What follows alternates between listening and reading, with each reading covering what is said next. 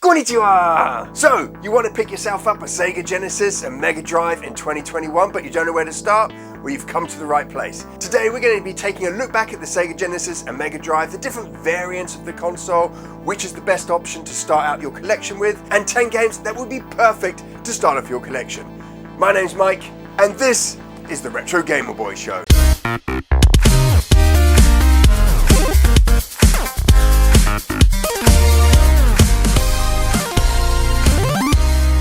I've got a pretty large collection of Sega Mega Drive games, and one of the things I always do when I get a brand new game is make sure that I cover the manual in a protective sleeve. Today's show is sponsored by Retro Protect.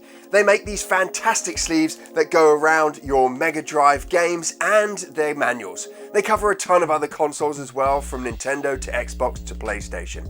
I definitely recommend them if you want to keep your manuals in pristine condition. And if you're interested in picking up some of these, you can go to retroprotect.co.uk. Hey, you. Now, sir. Give me the Cyber Razor Cut. A Cyber Razor Cut. Yeah!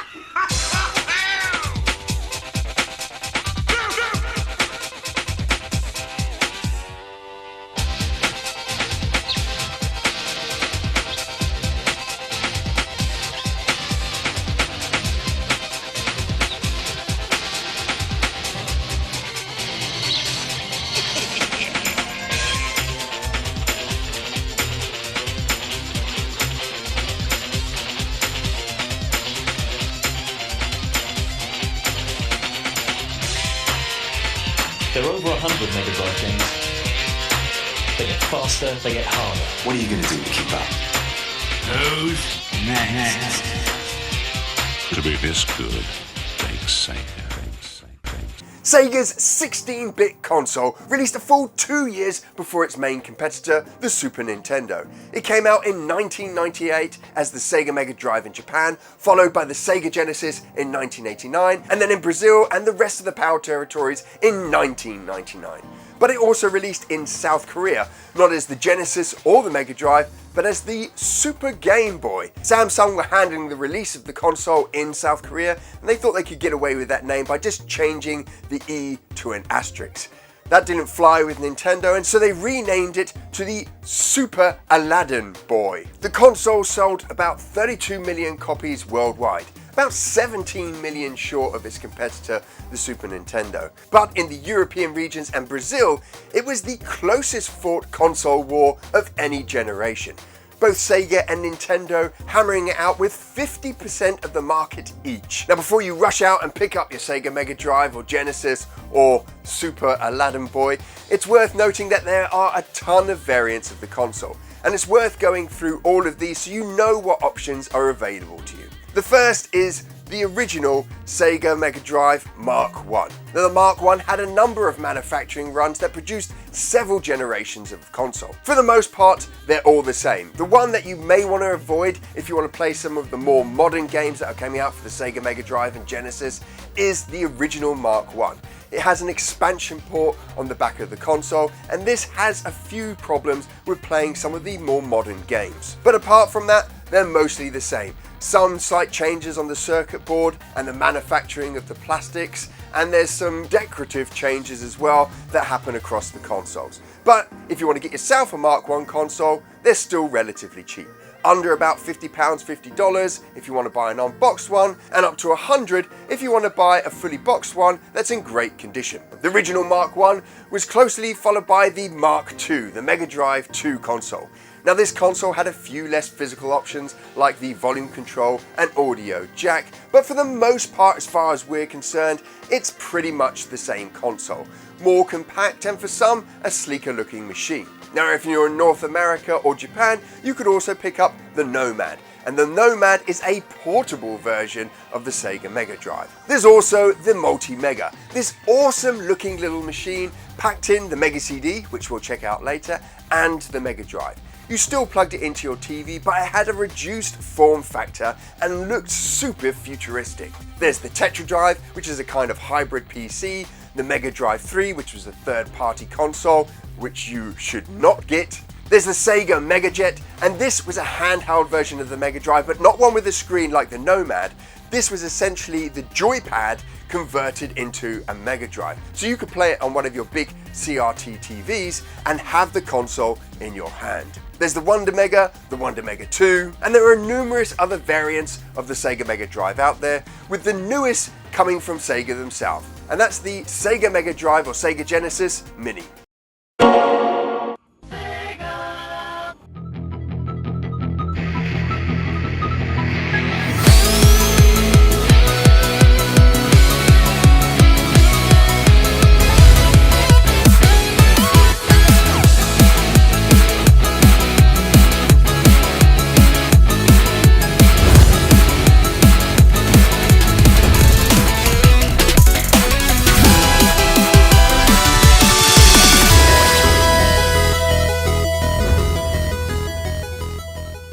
Now when it came to peripherals and add-ons, you were spoilt as a Sega 16-bit owner of the Sega Mega Drive or Genesis.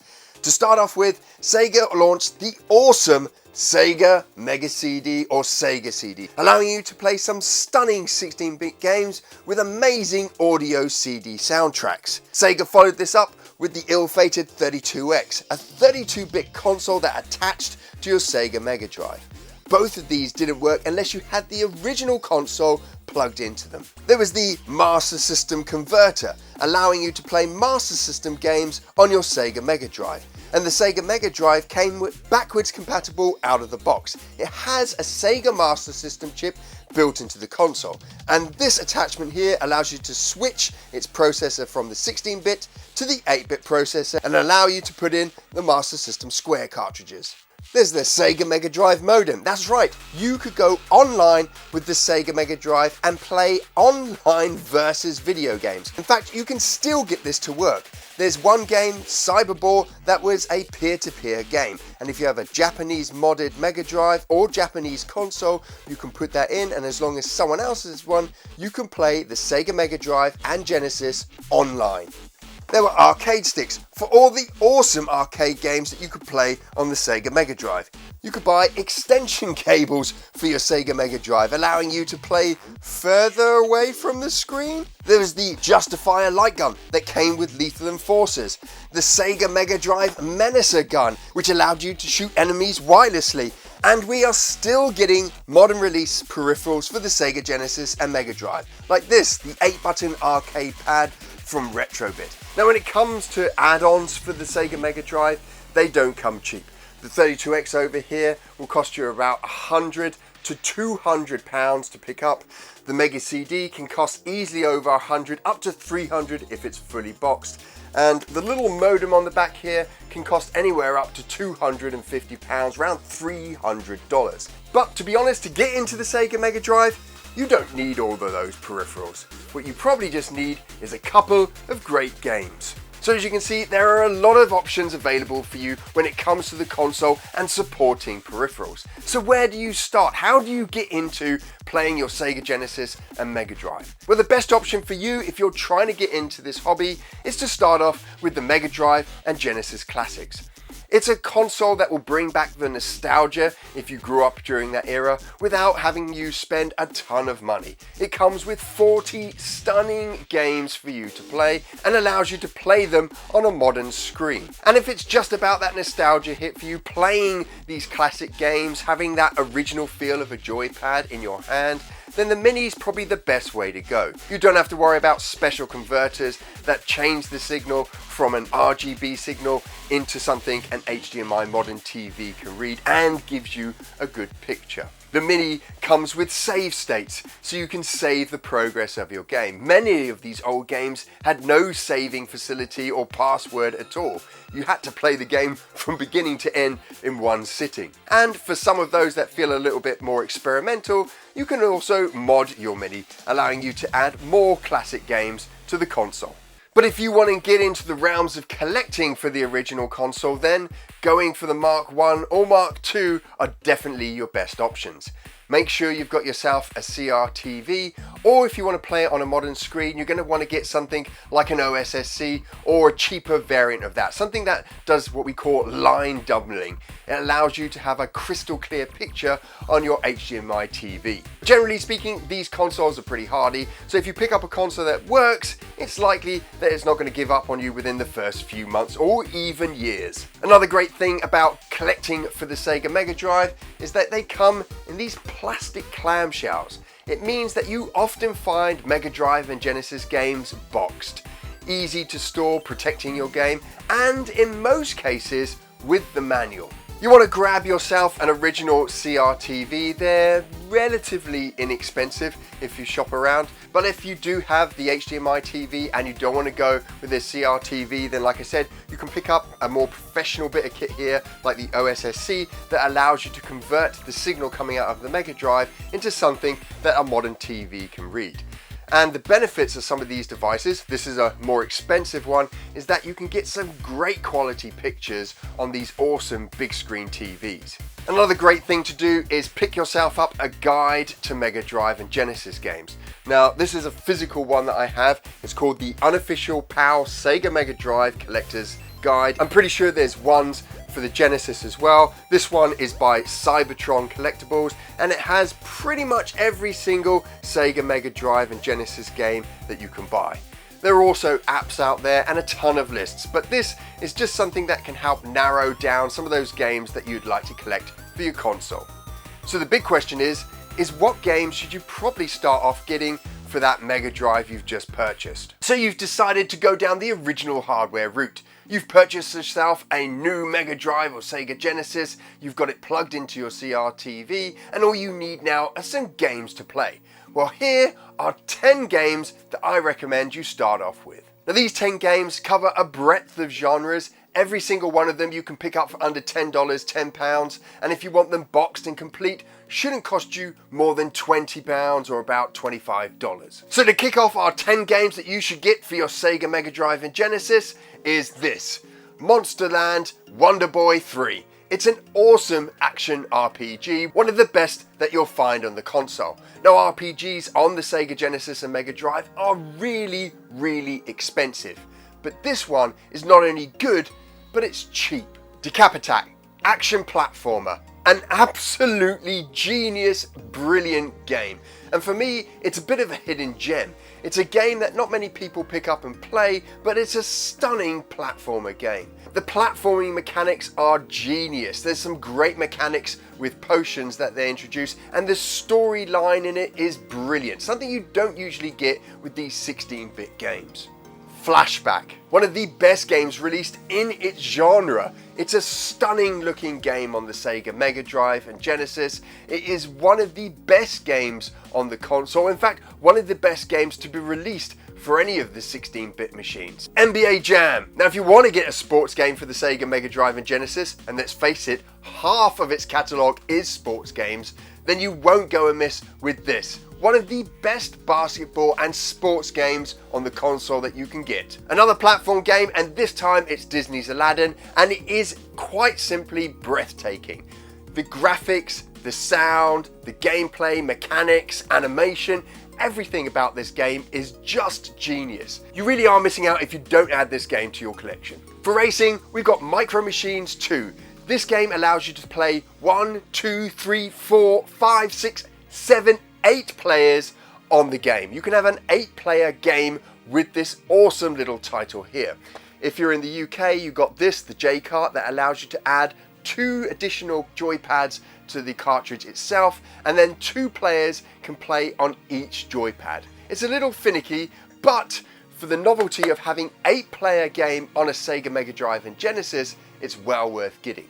The gameplay is fast, furious, but also a ton of fun. Street Fighter 2, the ultimate fighting game of its genre. It changed fighting games forever. You can't go without having this game on your Sega Genesis and Mega Drive. You can't go and pick up a Genesis without picking up a Sonic game. There are quite a few to choose from, but I'd recommend going with number 2 to start off with. visually stunning, some great gameplay in there. You can kind of play 2-player in it, although if you're Tails, you're really not going to have much fun. It's a solid, fun, iconic platformer for the Mega Drive and Genesis, and you simply have to have it when you start off your collection. Desert Strike, one of the best simulation games you can buy on the platform. Its awesome graphics and gameplay make it one of the best simulation games that you can purchase for the 16-bit console. You go to the Gulf where you play a helicopter crew and you have to do a number of missions, anything from rescuing POWs to taking out enemy compounds and weapon installations. It's a stunning game and a ton of fun to play. Now the last game that you should pick up for your Sega Genesis and Mega Drive is a compilation. And it's a compilation I don't yet have in my collection, but I do have the individual games. And that compilation is Mega Games 2. And in Mega Games 2 you get The Revenge of Shinobi, Golden Axe, and Streets of Rage. These 3 games are some of the best that you can buy on the console. These 3 games really encapsulate the spirit of the Sega Mega Drive, that arcade feel in the home. Now you can buy them individually like I have, but Mega Games Pack 2 is an awesome value for money pickup. You can get all 3 of these games for what it would cost just to pick up one of these games on the cartridge. So those are 10 games that help you kick off your physical collection for your Sega Genesis. But the Sega Genesis and Mega Drive isn't a console that merely put out games 20 odd years ago, because in the last 5 to 10 years there's been a resurgence of indie developed games for the console, and in the last 2 years we've seen as many games released for this old classic 16-bit console as there were in any given year at its peak. You can find nearly hundreds of brand new titles being developed for the Sega Genesis and Mega Drive. Most of these start out life on Kickstarter, and a number of them have individual stores where you can still pick up these brilliant games. There's classics like Xeno Crisis and Tanglewood, and brand new AAA games like Demons of Asterberg coming out for the Sega Genesis. So this Sega console is not just a 16-bit classic with iconic arcade games on it, it's very much a console that's still alive with these brand new AAA games being developed for it. Genesis does. 16-bit arcade graphics. We can't do this on Nintendo. Genesis does. 16-bit arcade action. We can't do this on Nintendo. Genesis Does. Genesis Does. Genesis Does. Genesis Does. Genesis does. 16-bit arcade hits. We can't do this on Nintendo. Genesis does. What Nintendo don't. The 16-bit Genesis system by Sega. Genesis does it all. No matter where you decide to start off your journey for the Sega Mega Drive and Genesis, know that it's a brilliant console to collect for and has some great games to play. You won't be disappointed with the huge catalogue of games that you can play from, and also the brand new titles that are coming out on the machine. Now if you've liked this episode, if it's convinced you that you need to pick yourself up a Sega Genesis or Mega Drive, then why not consider subscribing by clicking on a little link just below the video. And we make brand new retro gaming videos every single Monday, and you can get notified of these by clicking on a little bell also just below this video. But if you can't wait until Monday, don't worry, because we got a huge back catalogue of retro gaming videos for you to enjoy, 2 of which you can watch over here.